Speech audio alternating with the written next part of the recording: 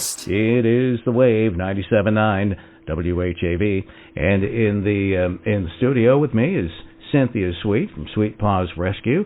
And Cynthia, nice to have you back again. Thanks for having me. And you are coming back to the WHAV studios bearing excellent news.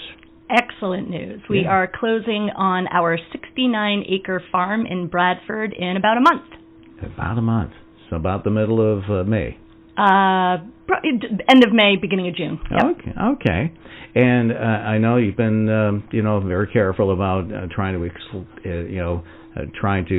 give the exact location. But why don't you give us a general area? Yeah, so it's in Bradford. It's near Chadwick Pond. If you were to walk up the top of Bradford Ski Hill and walk down the other side, it's right there. You can't really see it from the road. Nobody knows it exists, so it's our little secret oasis. All right, and you're working with the city too, right? Yep, we will hopefully be there.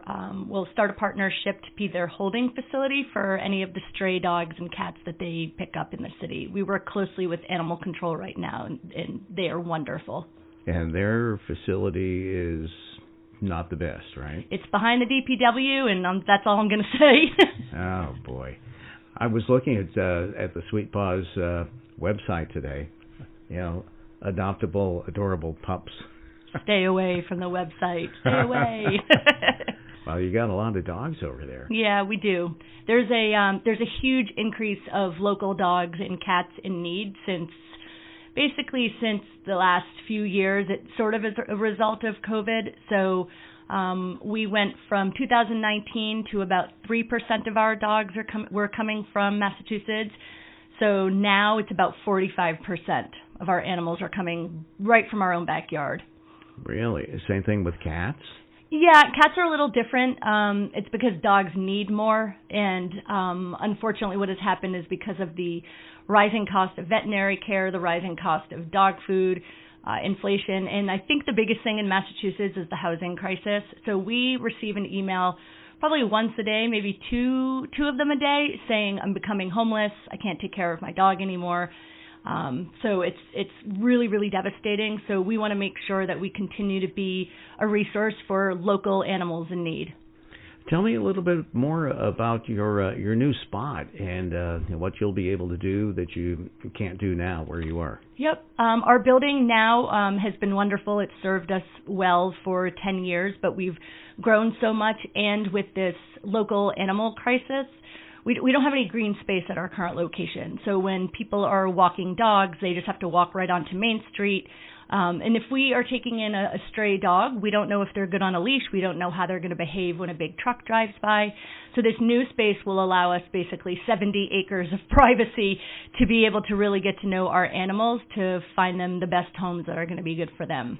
And this is like the culmination of a dream for you. Didn't you want to have some... I don't want to call it a resort.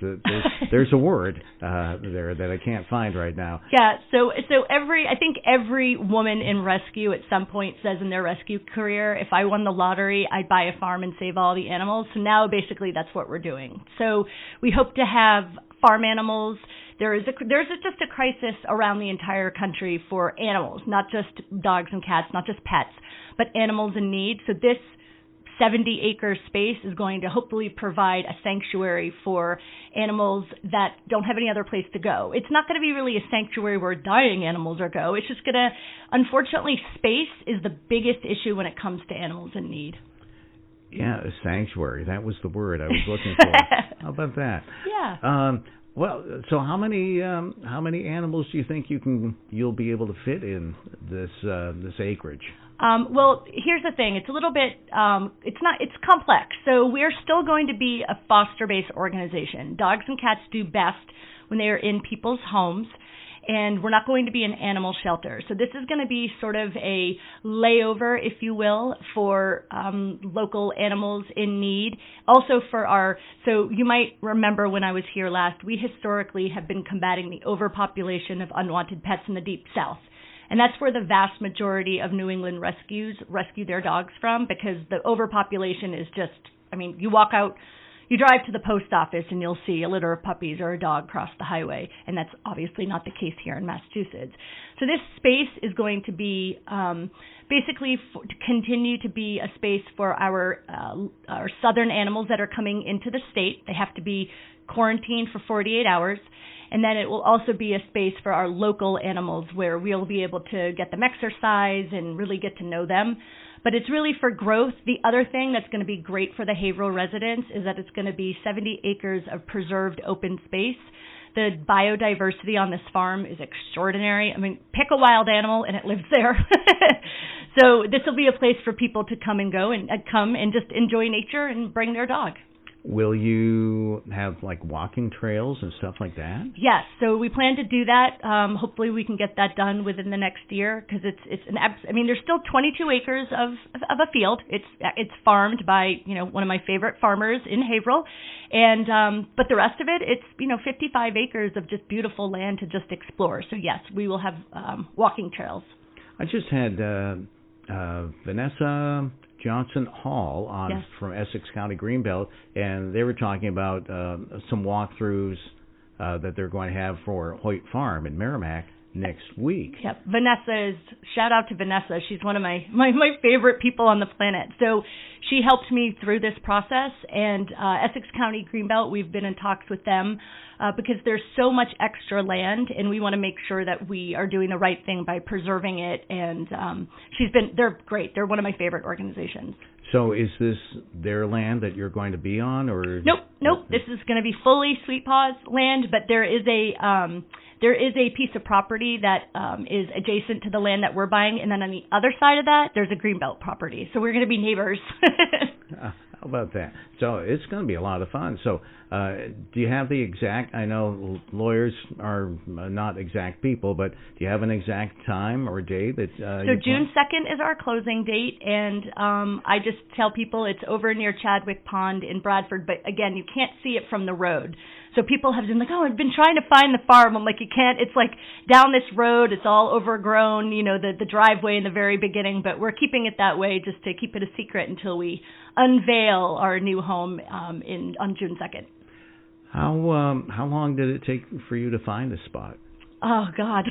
We were looking 2018, so it took us about 2 years. We looked at a lot of different properties. And a lot of them, because of when COVID happened, a lot of them got gobbled up by people who were moving from the city. A lot of those properties that we looked at were purchased by developers and are gone. And so I'm also a conservationist, so the added benefit of us finding a home, a permanent home for Sweet Paws, was the fact that we get to save 70 acres from being developed. I understand the housing crisis, but we also need to preserve open space. Well, how can people help out Sweet Paws? Yeah, you can go to our website. It's sweetpawsrescue.org/farm to learn more about that project. We're looking for everybody. Remember, we're volunteer-run, volunteer-powered. So if you've got development skills, fundraising skills, finance skills, anything, we need everybody's help because we are just a big village of volunteers that's trying to make this happen. I know somebody used to help you out with just taking care of the dogs, cleaning up and all that stuff. Yeah, also. Yes, and obviously we would love any support from Haverhill businesses or businesses anywhere in the but in the Merrimack Valley as well. This is really going to be a resource for everybody, but really specifically for people who are living in the Merrimack Valley. Are you the biggest rescue organization in the area for dogs and cats? No, not necessarily. There's so many other rescues. We have Great Dog Rescue. We have Merrimack Valley Feline in Salisbury. We have Gal's Best Pal, and we're all friends. We all work together. We collaborate together because rescue isn't competitive.